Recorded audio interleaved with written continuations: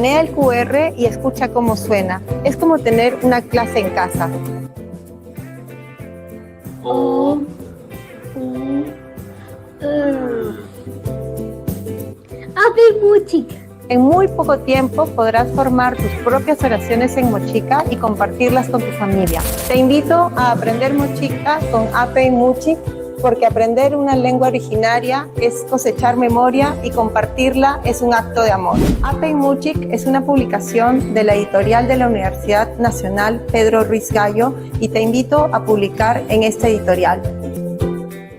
Un año sabático no es un descanso, es una gran oportunidad para plasmar proyectos de investigación y poder contribuir con pertinencia a la sociedad desde la universidad, desde la academia.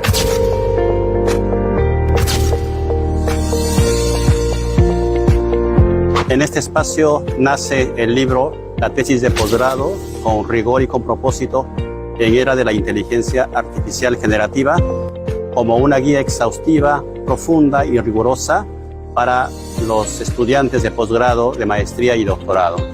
En la era de la inteligencia artificial generativa se torna fundamental investigar con ética, con responsabilidad y con propósito. Mi libro, La tesis de posgrado con rigor y propósito en era de la inteligencia artificial, no solamente plasma años de experiencia en la docencia e investigación, sino que también revela lo que se puede hacer desde la academia para la sociedad. Colega docente, si estás pensando en solicitar tu año sabático, piensa en un tema relevante, en un tema viable, de tal manera que tu contribución sea valorada por la sociedad. Publica en la editorial universitaria. Tu esfuerzo merece ser respaldado por un fondo editorial con revisión por pares y con rigor académico.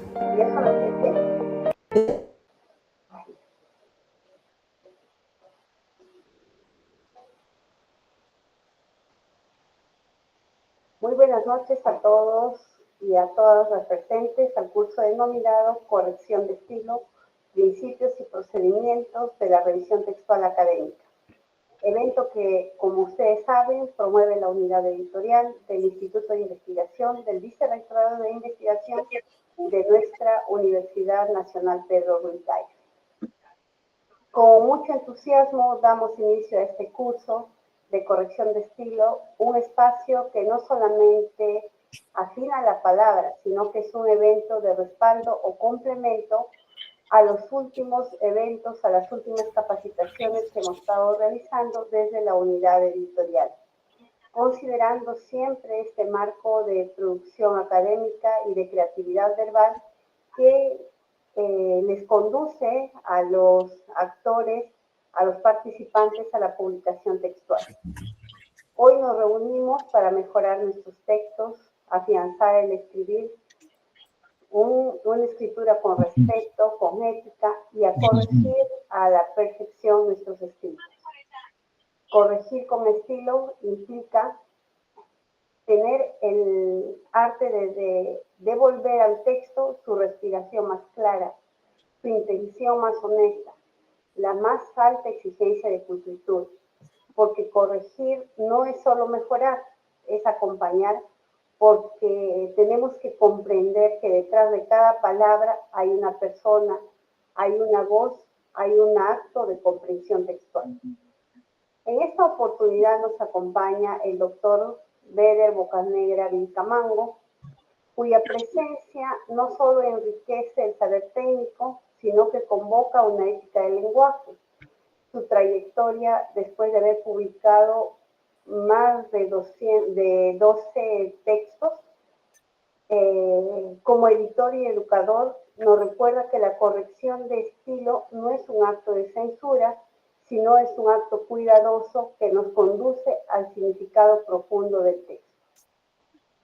A quienes hoy se integran a este evento, a este proceso formativo, les extendemos un cordial saludo, les damos la bienvenida y les invitamos a mirar sus escritos, estas producciones, con el propósito de que puedan esclarecer algunas inquietudes y fortalecer, mediante el diálogo técnico y ético, la calidad expresiva de sus futuras publicaciones. Este curso, como todos los cursos que promueve la unidad editorial, busca afinar el lenguaje con criterios de corrección respetuosa, claridad estilística y rigor editorial. Bienvenido, maestro Beder Bocanegra, bienvenidos y bienvenidas a todos y todas, que en esta oportunidad la palabra nos conduzca a pulir nuestros escritos para poder publicar a través de su unidad editorial universitaria. Buenas noches y bienvenidos nuevamente. Muchas gracias, Karin. Gracias por ser parte de este proceso. Y como saben, tenemos 3 encuentros. Cada encuentro es de 1 hora. Entonces, mañana tendremos también 1 hora y el miércoles también tendremos 1 hora con temas que vamos a tratar de que sea una situación divertida antes que pensemos que la corrección de estilo pueda que se vea como una situación de censura. A ver si me ayudan con las diapositivas para conversar brevemente en el tiempo que nos queda. Ahí está. Y en algunas cosas, en algunas circunstancias pueden observar ustedes cómo es que se ha escrito, ¿no? Por ejemplo, hay una palabra que está con mayúscula y mi identidad está con minúscula. Y es que cuando hablamos de estilo, hablamos precisamente de la libertad que se tiene para escribir, pero bajo los principios y cánones que se rige, es que la RAE, la Real Academia Española, a la cual pertenecemos, tiene ya normado y establecido cómo escribimos, cómo deberíamos escribir. Sin embargo, esta normativa a veces se ve transgredida precisamente por el estilo. Y entonces cuando estamos frente a un libro o a un texto sencillo, sea cual fuere, argumentativo, explicativo, descriptivo, rápidamente identificamos al autor porque reconocemos en él precisamente su estilo. Quizás se acuerden de González Prada, ¿no? Páginas libres. El sonido GJ fue lo mismo para él y se quedó. Y cuando se trata de remembrar la obra de Prada, sencillamente la escribimos como tal, como él lo planteó. En consecuencia, si hablamos de estilo, también hablamos de libertad que se tiene. No obstante, esa libertad se restringe para las ciencias duras. ¿No es cierto? Lo que es endógeno y lo que es exógeno es exógeno. Y la tipología de los movimientos para la física tiene su nombre, y no tanto para la química. Sin embargo, Immanuel Kant y cualquier otro cuyo acervo se ha centrado en el positivismo, nunca han renunciado a la metáfora científica. Porque las abstracciones científicas, incluso de los clásicos, requieren de una metáfora para entenderla y comprenderla, ¿no?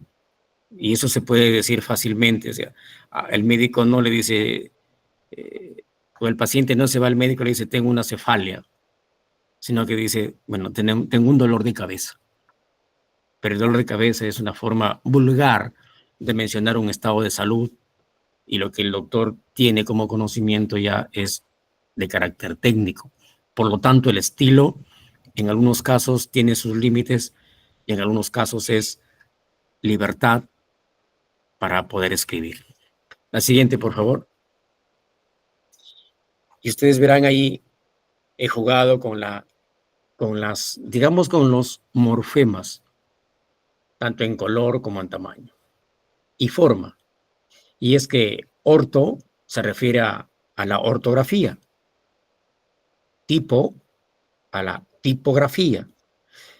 Si todavía de repente en casa hay una máquina de escribir y cuando tecleamos, ¿no? tecleamos, porque de tecla, de lo que se impregna o lo que se impregnaba en el papel, ¿no?, sobre esa cinta, a veces de 2 colores, era el tipo. O sea, el tipo de letra. Ya con la llegada de la informática y hemos reconocido pues cantidad de tipografía. Entonces, cuando hablamos de la corrección de estilo, estamos hablando de estas formas que ustedes están viendo ahí de la grafía, ¿no? Es decir, de las palabras, los morfemas, si estos, y la forma como se utiliza, guarda armonía, guarda coherencia, tanto con lo que está establecido, que es lo que establece la RAE, y tanto cuando el autor quiere manifestar exactamente lo que piensa. Buenas noches, Julia, bienvenida. Pero esa exactitud del pensamiento muchas veces colisiona con el estilo, y colisiona más todavía cuando la persona que escribe siente inseguridad y cuando el docente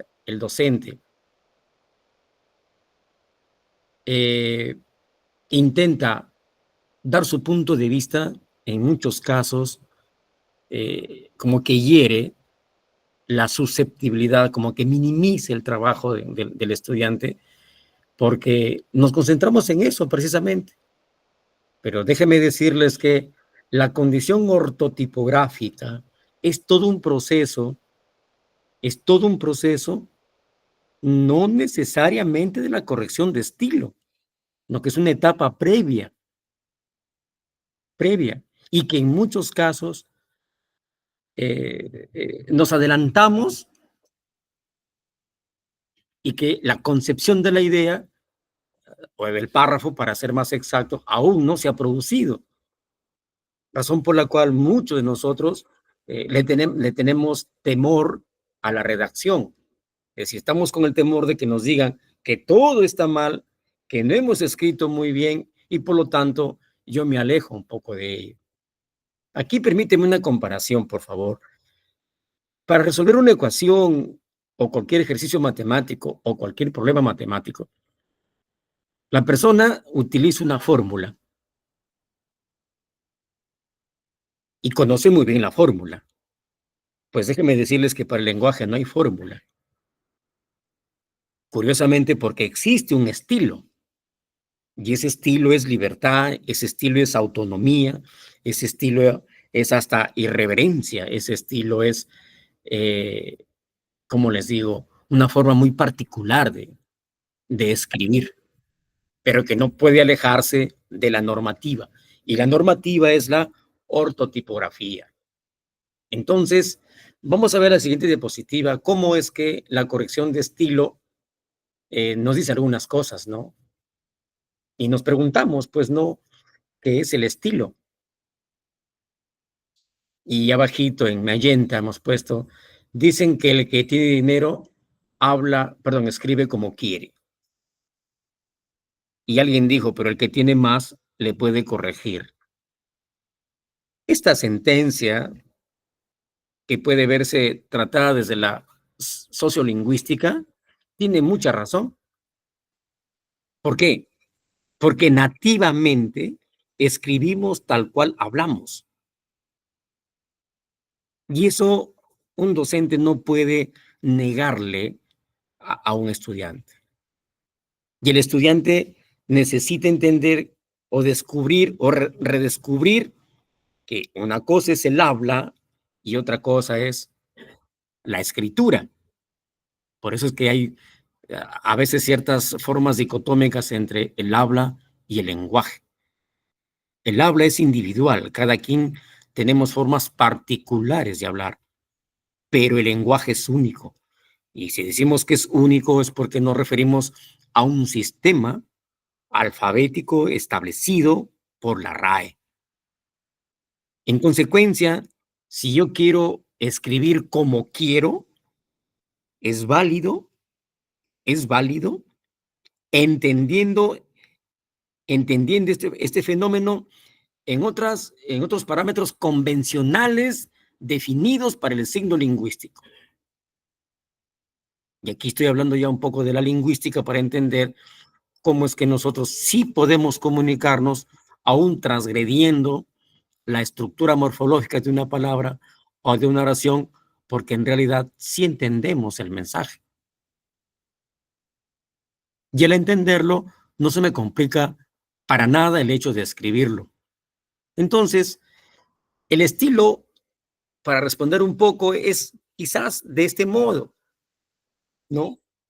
Yo puedo escribir conforme creo conveniente, ¿de acuerdo? Pero por principio normativo, la RAE es la que me conduce, ojo, y sin alterar el estilo individual, podemos arribar a que el lenguaje sea tratado como corresponde. Pero eso no significa que el lenguaje sea estático, no. El lenguaje es dinámico. De hecho, el Perú aporta anualmente un promedio de 25,000 palabras nuevas al diccionario. Y en la medida que estas palabras se van incorporando, se van haciendo más usuales, el diccionario, la Real Academia las asume. Lo último que ha sucedido es que la palabra pelotudo en Argentina ya forma parte de la lexicografía formal. Es decir, quien emplee esa palabra dentro de los cánones académicos no estará siendo vulgar, sino que está respetando una forma idiosincrática, una forma muy particular del argentino. Entonces ellos pueden decir lo que consideren conveniente porque su contexto y sus convencionalidades les permite escribir como quieren, y eso se respeta. Sin embargo, al pasar ya al espacio académico, en el caso de un libro o en el caso de un ensayo o de un artículo, para entrar en rigor científico, en rigor académico, las condiciones cambian. Las condiciones cambian. La siguiente diapositiva, por favor. Y ahí podemos observar, miren, me he permitido añadirle ligeros colores ahí, y es que cuando hablamos de la corrección de estilo, hablamos de estos verbos o de estos sustantivos que están asociados, que por cierto no son los únicos, pero que cada una de estas categorías que están asociadas a la corrección de estilo tiene su razón de ser. Por ejemplo, ¿cómo entender que el lenguaje puede pulirse? ¿En razón de qué el autor puede decir, quiero pulir mi lenguaje? El lenguaje, y bajo las situaciones estandarizadas, es muy propio. No puedo decir que sea universal. No, no puedo decir. Definitivamente. ¿De acuerdo? De tal manera que el hecho de pulir el lenguaje no le corresponde al autor mismo. Por eso existe un corrector de estilo. En el caso peruano, las especialidades de bibliotecología que se brinda en San Marcos, que se brinda en Católica, dentro de la formación existe un paquete de contenidos orientados a la corrección de estilo. Y es el corrector de estilo, es decir, una persona la que toma contacto con la información y va a pulir el lenguaje. Pero ese acto de pulir no es una interpolación de sustantivos o una interpolación de adjetivos o jugar con las expresiones o introducir tropos o metáforas o prolongar las proposiciones o oraciones. No, es mejorar el lenguaje pero respetando la forma como el autor ha escrito. ¿De acuerdo? La forma como el autor ha concebido la idea. Y de la misma manera va a suceder con el proceso de adaptación. ¿Por qué?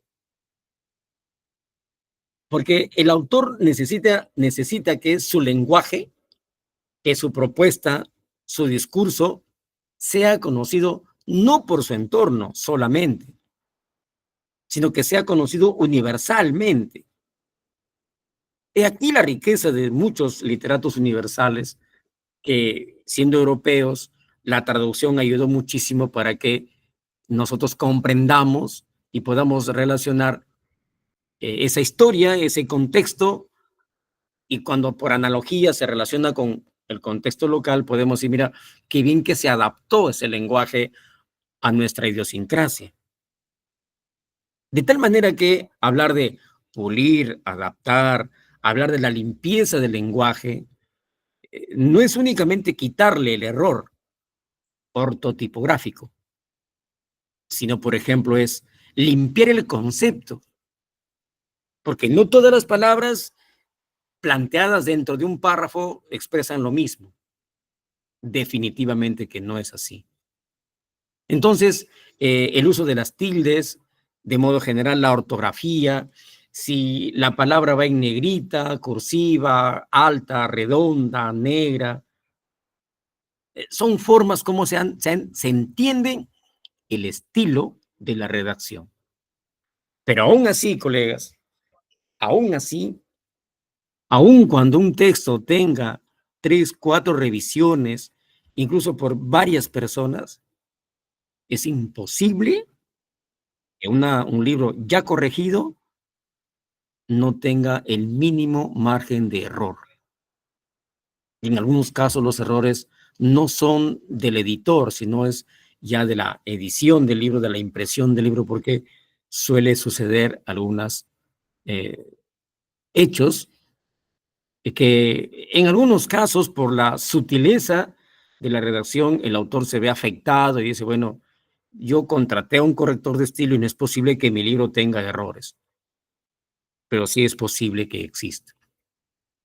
Pero además la corrección de estilo va por el hecho de mejorar la expresión, porque como vamos a ver más adelante, algunos textos que, un texto, perdón, un párrafo, que no puede notarse los errores,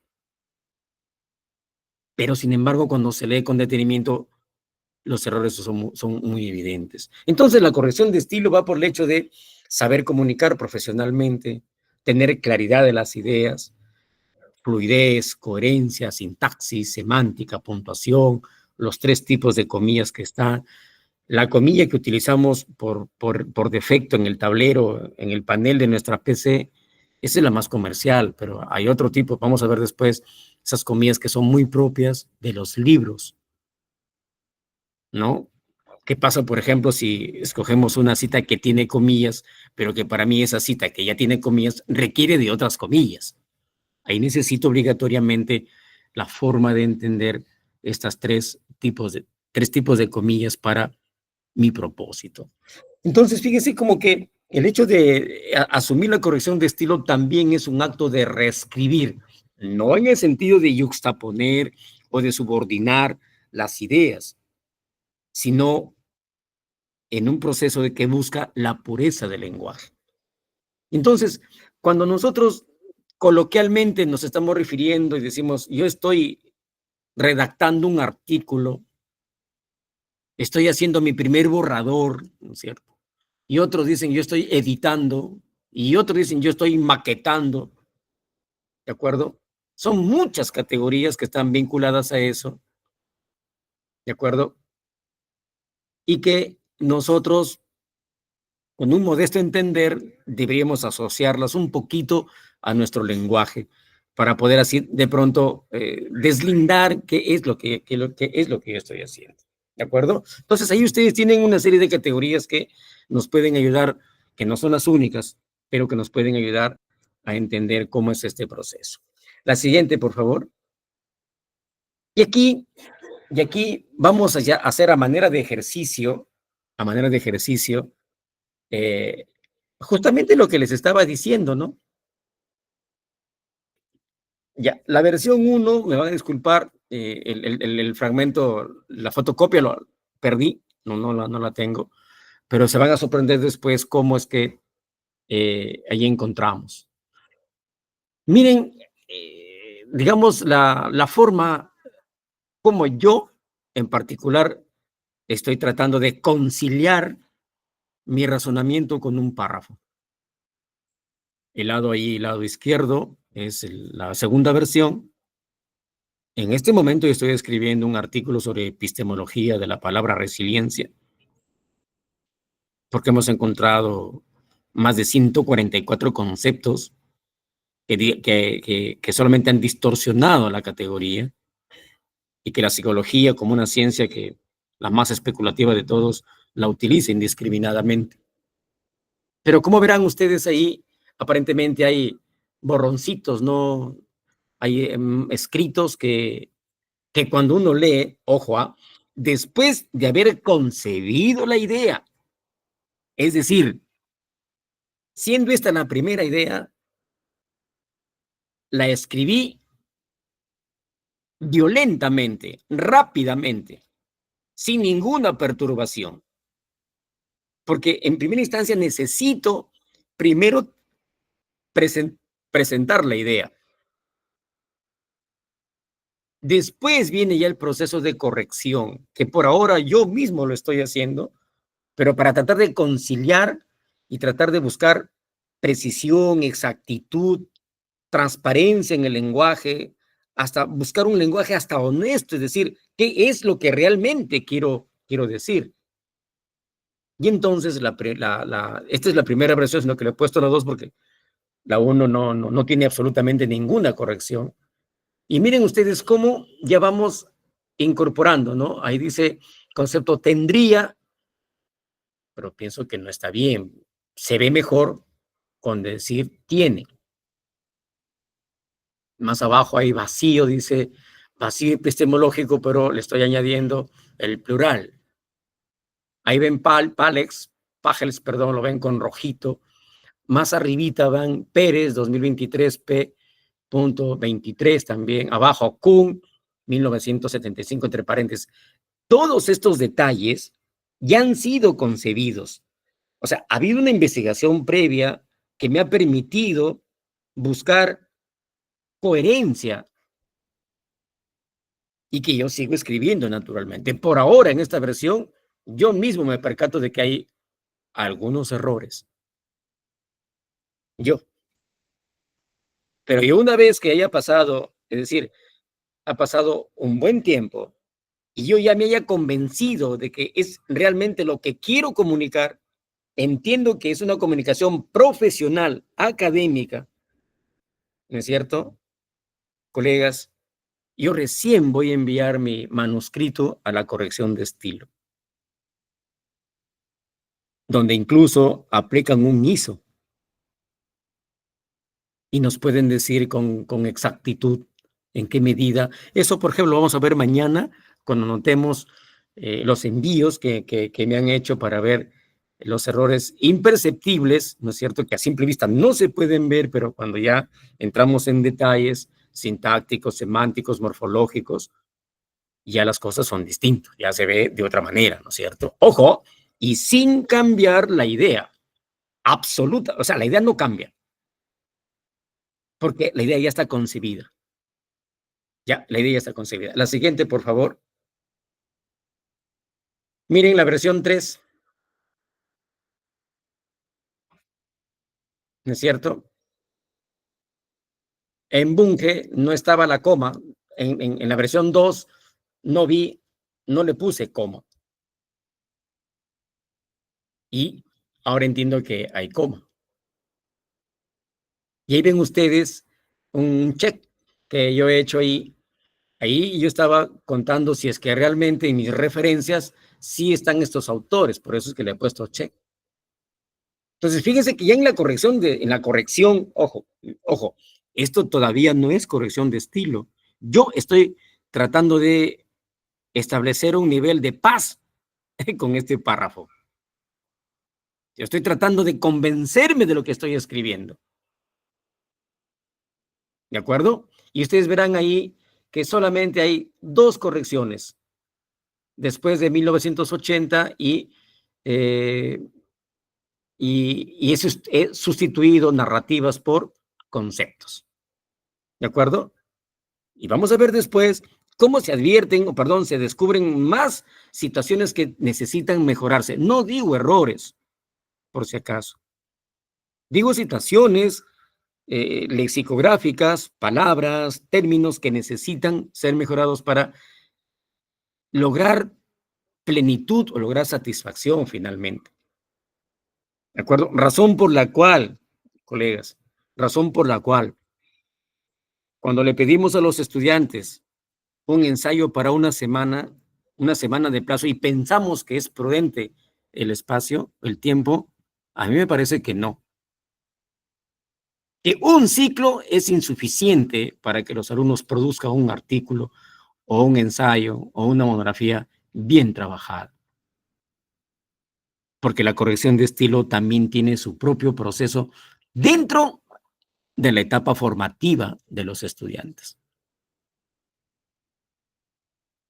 Yo creo que si eso hacemos en el aula, podríamos ayudar muchísimo a los estudiantes a que puedan mejorar, pero sobre todo, disculpen esto, lo digo entre comillas, que le tengan cariño a la redacción, que no le rehuyan a este proceso. ¿De acuerdo? Pasemos a la número 3, por favor. A la número 4, por favor. Ahí está. Miren, y ahora pues esto ya no parece el texto original. Miren cómo ha cambiado. ¿Qué ha pasado aquí? Repito, como la idea ya está concebida, ya está establecida, seguimos nosotros aquí tratando de mejorar el documento. Y como verán, la palabra resiliencia aparece inicialmente y después vamos focalizando y diciendo, no, es que la palabra resiliencia es una interpolación absurda en la psicología, cuyo prefijo es resilio y resilio significa saltar de un lado hacia otro. Entonces yo no me imagino a una persona resiliente saltando de un lado a otro. No me lo imagino. Esas interpolaciones un poco caprichosas atentan contra el nivel científico y académico de las ciencias. Razón por la cual es preferible decir resistencia, razón por la cual ahí yo estoy tratando de decirlo. Y ustedes también pueden ver aquí donde dice del prefijo resilio al salto cualitativo. Hago una seña, hago una marca, digo esto lo voy a cambiar porque no me parece a mí. Aquí yo estoy tratando de cultivar mi estilo, tratando de demostrar lo que yo deseo. Yo quisiera que así vaya escrito, porque así lo estoy concibiendo.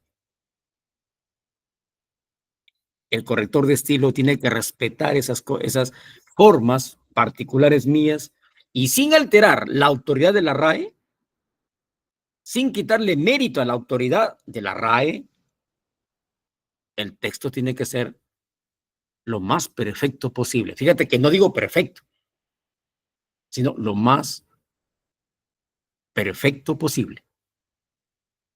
¿De acuerdo? De tal manera que en la medida que una persona, después de haber concebido la idea, sí puede acercarse, el mismo autor, en este caso yo, puedo acercarme a conciliar. Yo le pondría esa palabra, a conciliar, a darme cuenta si es verdad lo que estoy diciendo, en qué circunstancia o bajo qué premisa o bajo qué elemento semántico estoy utilizando tal o cual palabra. Recordemos que se trata de redacción académica, redacción científica. Esto no es literatura. Por lo tanto, tengo que ser objetivo. Pero recordemos también que si yo escribo un artículo en el proceso editorial, mi artículo será observado, analizado por pares ciegos, a quien yo no conozco. Y evidentemente me someteré a juicio de experto para que valore mi trabajo. Entonces, ¿qué pasaría si mi trabajo es evaluado por un costarricense y por un cubano y por un chileno? Entonces, mi texto tiene que estar al alcance de ellos, que en ellos no se establezca ninguna duda, que ellos sí entiendan lo que yo quiero decir. Ese entendimiento ese entendimiento se define en la corrección de estilo. Pero hay un trabajo previo que podemos nosotros los autores decirlo de alguna manera. ¿De acuerdo? Muy bien. Pasemos a la siguiente, por favor. Ahí está. Miren, ve. En la quinta versión, ¿sí?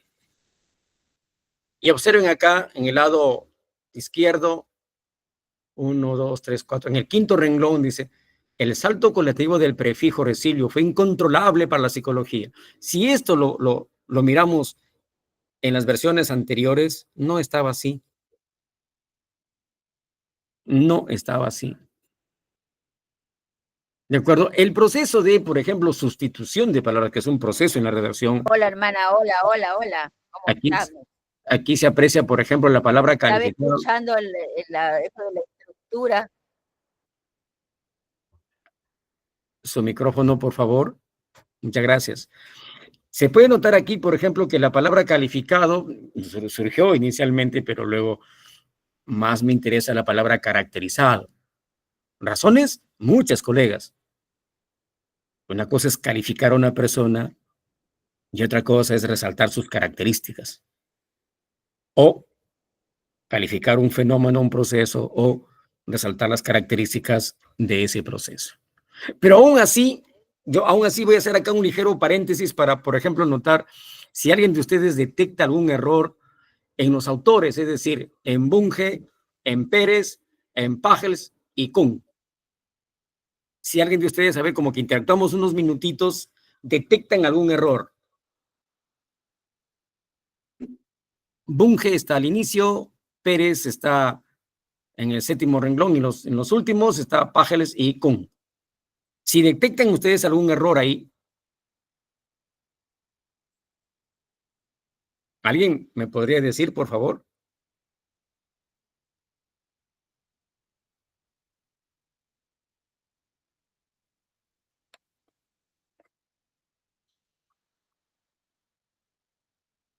Paréntesis.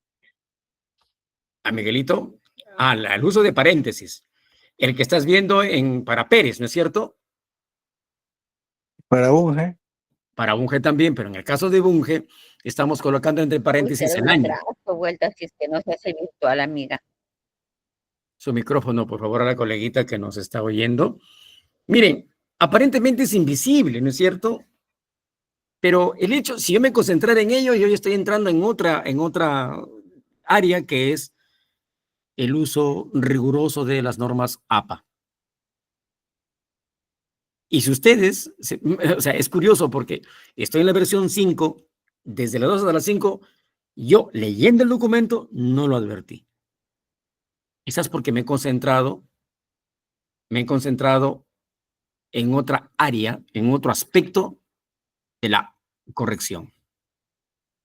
Por favor, con lo que les estoy manifestando, no estoy sustentando el hecho de que el autor sea el mismo corrector. No, no estoy diciendo eso. Pero sí estoy afirmando que tendríamos que tener cuidado cuando ya decidimos que ese párrafo, ese texto, ese artículo, esa monografía está lista. Porque se habría establecido una simbiosis interesante entre la idea que yo tengo y la forma como se ha expresado, ya utilizando la normativa, en este caso, la RAE. Entonces, queda claro que cuando uno escribe y después de haber concebido la idea, sí es posible, y considero que es de rigor, autocorregir. Yo le llamaría así, autocorregir.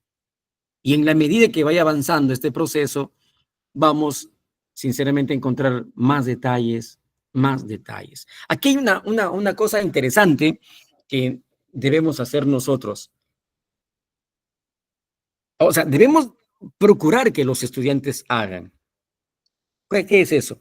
De que la práctica de la coevaluación sea un proceso importante, es decir, que entre ellos puedan compartir sus escritos y recibir las apreciaciones. Es imposible que un autor vea sus mismos errores, porque hasta nos mimetizamos. Y como estás leyendo constantemente el documento, crees que ya está perfecto. O, en su defecto, solamente estamos observando lo que queremos observar. En cambio, otra mirada, ¿no es cierto?, antes de la corrección de estilo, nos haría repensar, nos haría ver detalles mínimos que no se advierten. Y recuerden que la ubicación de una coma o el uso de una proposición o de una oración compuesta, los conectores gramaticales o lógicos pueden cambiar el destino del mensaje. Y eso sí que es peligroso, porque no lo advertimos. Como aquí, por ejemplo, el colega Miguel me dice, pues, los paréntesis, dice, ¿no? Pero, y ahí está. Y es un error mínimo que, fíjense, como situación anecdótica, lo vamos a ver en la última versión. Esto, colegas, a mí, ¿qué me ha permitido como aprendizaje? Y eso yo le digo a mis estudiantes. Yo no reviso ortografía, pero solo sí, dame seguridad de lo que estás diciendo. Después que tú estés seguro de lo que has escrito, tienes la plena convicción de lo que has escrito, yo puedo atreverme a decir, pienso que aquí hay algo que mejorar. Pero la última palabra la tiene la persona que hace la corrección de estilo. ¿De acuerdo?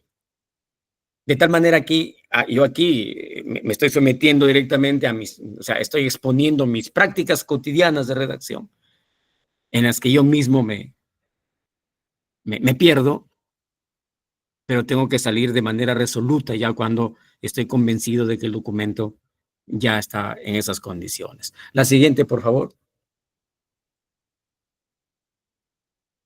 Vamos a versión 6. Los errores aparecen ya. Si ustedes ven ahí el color del lapicero que utilizo, es porque en la circunstancia me tocó ese lapicero, ese color, pero ya para mi propósito estoy ya un poquito mejor, ¿no? ¿Se acuerdan de la anterior? Decía, el salto cualitativo del prefijo resilio fue incontrolable en psicología, aparecía al inicio, miren hoy dónde aparece, porque el texto va teniendo esas condiciones, el texto va logrando esas posibilidades. ¿Sí? Por favor, si me permite la persona que me ayuda con las diapositivas, concéntrese, por favor, dice, los controversiales conceptos que constituyen la estructura, concéntrense ahí, por favor. A ver, volvamos a la número 2, por favor, a la número 2. A la número 2. Ahí está. Mire, las similitudes y controversiales conceptos que constituyen la estructura de ciencias como la psicología. Así empecé escribiendo. Así empecé. ¿Y por qué puse similitud? Porque también tengo que cuestionarme, o sea, ¿por qué utilicé esa palabra? Resulta que los 142 conceptos que he registrado de resiliencia tienen mucha similitud en autores europeos y acá en Sudamérica. Y en el caso peruano, ninguno. O sea, el Perú se ha convertido en un país que consume conceptos de manera indiscriminada. Y cuando yo observé la similitud de ellos, surgió esta palabra. La similitud y controversiales conceptos. Y así empezaba, ¿no? Así empecé escribiendo. Por favor, pasemos a las 7. No, a las 6, a las 6, a las 6, a las 6, a las 6. Y ahora miren, los controversiales conceptos que constituyen la estructura de ciencias como la psicología están al margen del objeto de estudio cuando son interpolados. ¿Qué procesos ha tenido esta proposición? Esta oración, perdón. Y si queremos hablar de estilo, vamos a encontrar aquí algunas formas. Por ejemplo, la citación que he realizado de Pérez dice, la mirada científica moderna implica un desplazamiento ontológico, y está entre comillas, mas no así de Bunge, tampoco así de Pagels, y menos de Kuhn.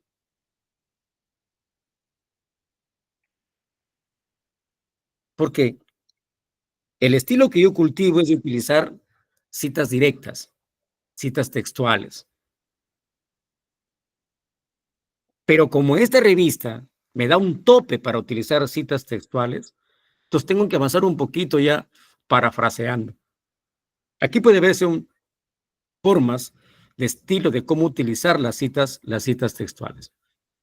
Yo me atrevo a decir que es un estilo también. De hecho, en América Latina, la revista Páginas censura, la revista Páginas que está en Cuartil, en Scopus Cuartil 3, censura y dice muy claramente, el uso abusivo, excesivo del parafraseo es plagio. Razón por la cual los artículos que ahí se publican emplean citas textuales. Pero esto es cuestión también de libertad, cuestión del autor, cómo es que ha concebido, cómo se ha, digamos, cómo se ha materializado la idea bajo un estilo y que trasciende por el mensaje que ha construido o trasciende por el contenido que le ofrece a los lectores. Y miren, estamos en la versión 6, vamos a pasar ya a la última versión y el error todavía es invisible, salvo que alguien lo haya visto y me lo diga, por favor. Pasemos a esta. Miren, ahora sí les ofrezco el título. Y el error estaba ahí. Miren, colegas, en Pérez faltaba la coma. Al ser una cita textual, lo que recomienda APA es autor, coma, año, coma, P, punto y la página.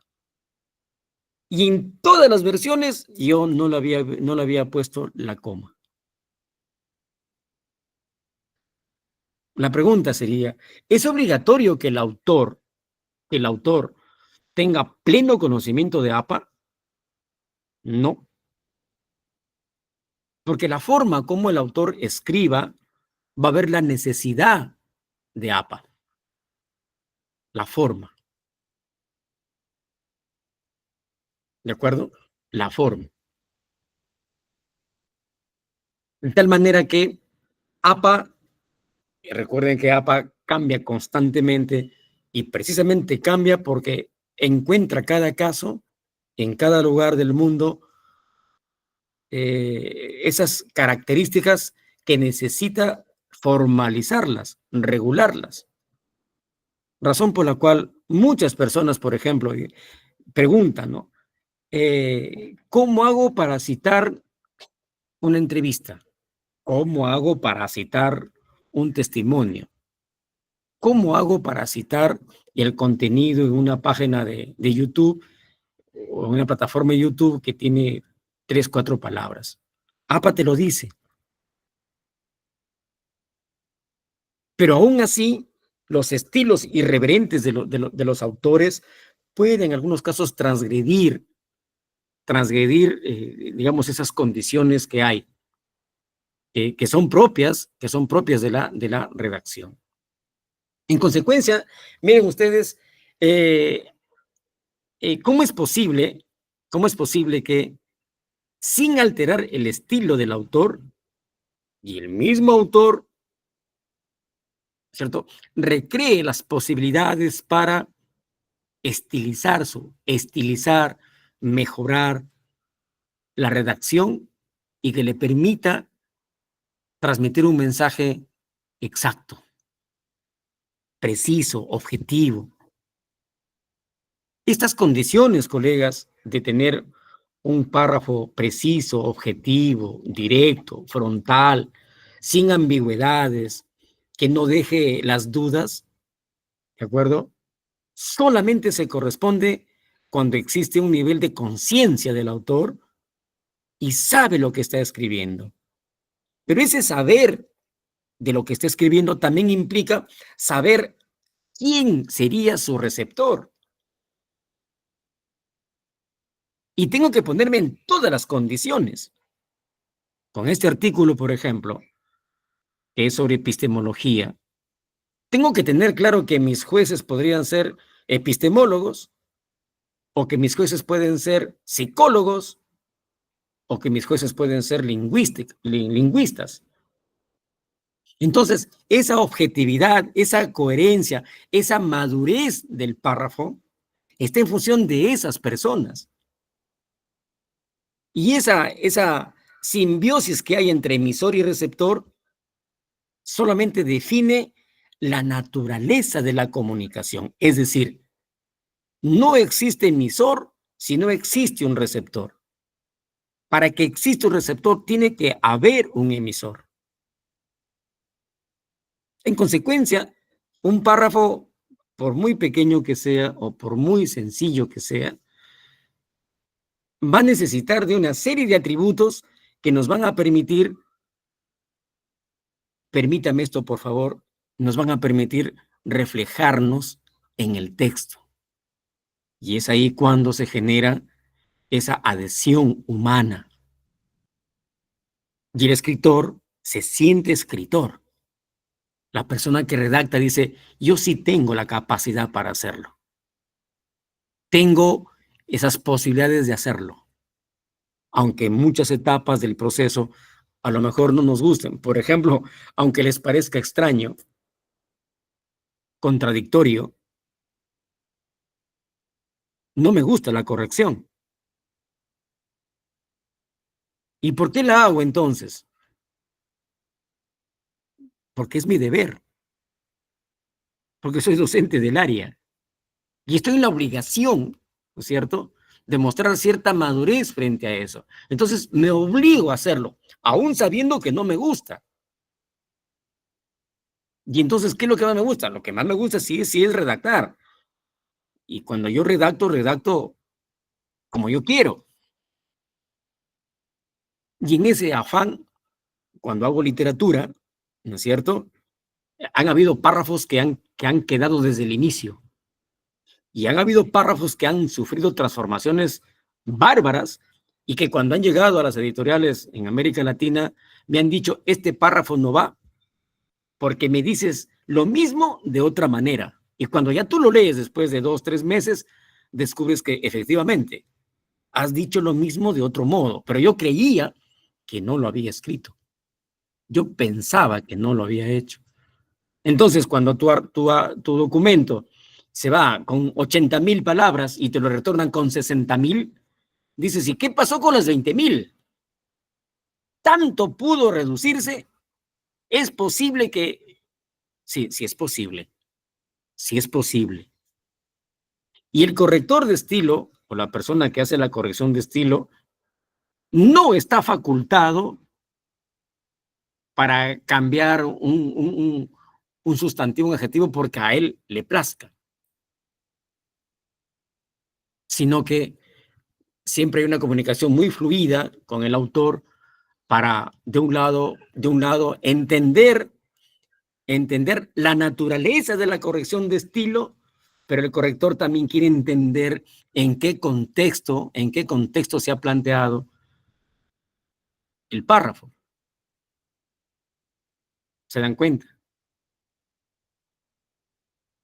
De tal manera que este ejercicio, colegas, es interesante en la medida en que los párrafos, palabras, proposiciones, oraciones, lo que fuera, generan fuertes sinergias emocionales. Por eso cuando una persona escribe y ve que su obra se publica, crean lo que es un momento excelso en la condición humana. Y no quisiéramos que nadie dañe el trabajo, pero sí estamos premunidos, ansiosos, diría yo, de la crítica, porque ese es otro tema también. Y muchas veces la crítica es un poco destructiva porque dicen, ¿qué lenguaje para vulgar que ha empleado? ¿Cómo se le ocurre hacer estas cosas? ¿Cómo se le ocurre ser coprolálico, por ejemplo?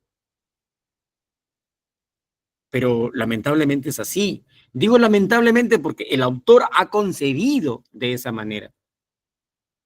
Ha concebido escribir de esa manera y el estilo se respeta. Solamente a manera de anécdota nada más, por favor. Por ejemplo, redactar humor sin la coprolalia no tiene sentido. Porque contar un chiste tiene un propósito específico. Es generar risa, carcajada.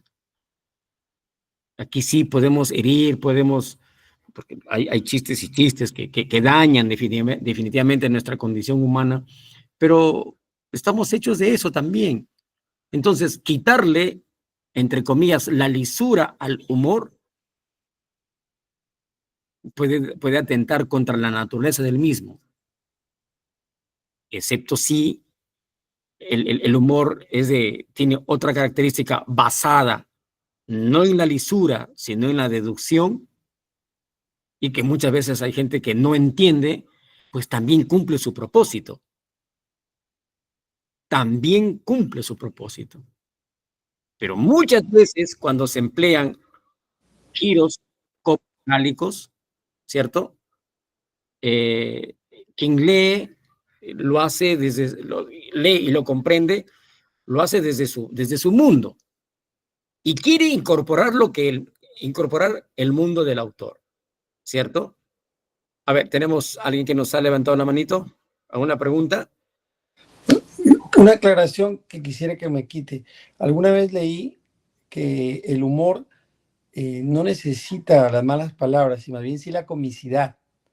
El humor exige un refinamiento y que inclusive mucha gente lo confundía. Yo no sé hasta qué punto fue veraz esto que leí, era de Negri, me acuerdo hace unos años, pero no sé hasta qué punto, porque también de Negri no era infalible, ¿no? Y yo mismo encontré en su aparente purismo algunos excesos. Quisiera que me dé su opinión al respecto. Te agradezco mucho por la pregunta. Esos choques entre De Negri y Martha Hillebrand han sido pues interesantísimos para el mundo. Yo me ratifico en lo que digo. Aunque el humor sea negro, aunque el humor, el chiste que sea, para que no pierda esa característica, sí requiere de la coprolalia, la lisura. Si esa lisura, mi estimado maestro, agravia, ofende, pues el contexto no se ha producido. Por eso no le quita nada de mérito al texto. Como también puede haber humor sin agresión, sin palabras y un lenguaje muy refinado que invoca otro tipo de comprensión. ¿De acuerdo? Que invoca otro tipo incluso hasta de un lenguaje convencional, ¿no es cierto? Miren, para terminar esta partecita, yo apenas tenía 17 y 18 años, estaba visitando a una persona, una familia, y la señora se fue a verlas donde estaban sus pavillas. Visitaba los nidos de las pavillas. Y yo no conocía una pavilla, ¿no? Menos un nido. Se encontró con bastantes huevos y la señora dijo, sorprendida, dijo, ¡ay, qué huevada! Yo a mis 17 años, sorprendido de la grosería de la señora. Decía, ¿cómo ella puede ser grosera conmigo? Pero discretamente me fui al diccionario y la palabra huevada alude al conjunto de huevos. Ella, en su contexto, estaba hablando bien. Ella había concebido ese concepto para hacer referencia al conjunto de huevos. Pero en nuestro medio, esa palabra no se refiere a ello. No se refiere a ello. En consecuencia, siempre vamos a estar en el limbo, colegas, de la semántica. Y precisamente la semántica es aquella que nos va a orientar para lograr la objetividad, la precisión, la contundencia, la frontalidad, el buen decir, el lenguaje profesional. Porque donde quiera que vayamos, la palabra conflicto va a tener una serie de elementos en común. ¿Verdad? pero dependiendo de la experiencia de las personas, la palabra conflicto también puede tener estratos muy particulares, muy particulares. De tal manera que el acto de redactar, como se habrán dado cuenta, requiere de muchas habilidades y que éstas nos van a permitir efectivamente lograr nuestro propósito. Bien, colegas, les agradezco mucho por hoy, una horita y un minutito más. No obstante, si hay preguntitas, encantadísimo para luego continuar mañana. Mañana hay cosas interesantes también que podemos mirar y a ver qué tal nos va.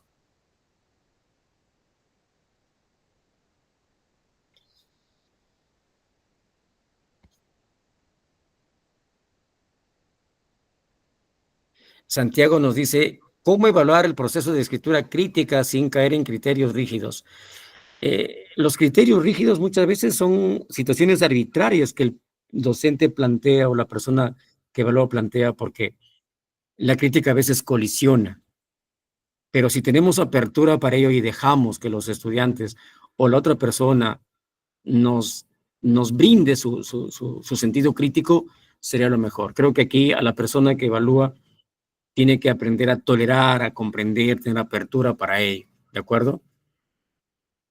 Sí. Entonces, coleguitas, gracias por hoy. Gracias por hoy. Ha sido interesante esta ahorita con ustedes. Me despido. Maestro, ¿me permite? Disculpe. Sí. Dígame.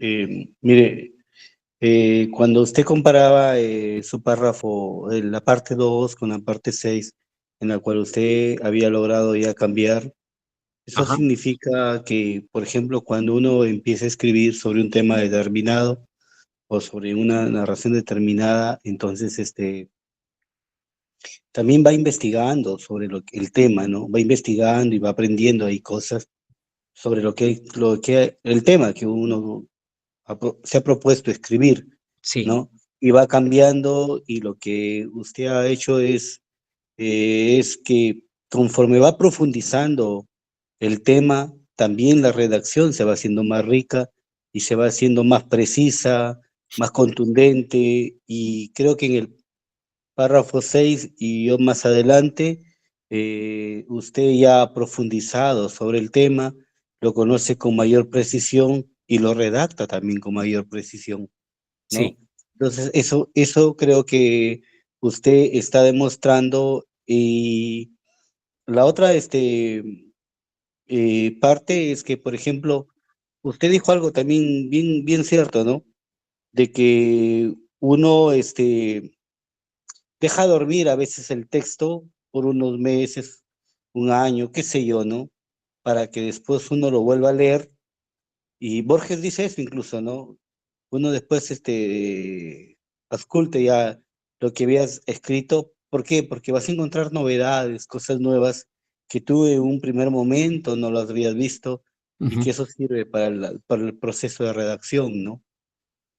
Sí. Pero mi pregunta es, que un poco como no concuerdo, las técnicas APAS, ¿no es necesario tanto aprenderlas, o es necesario aprenderlas hasta cierto punto, hasta que uno las vaya en la práctica aprendiendo más bien?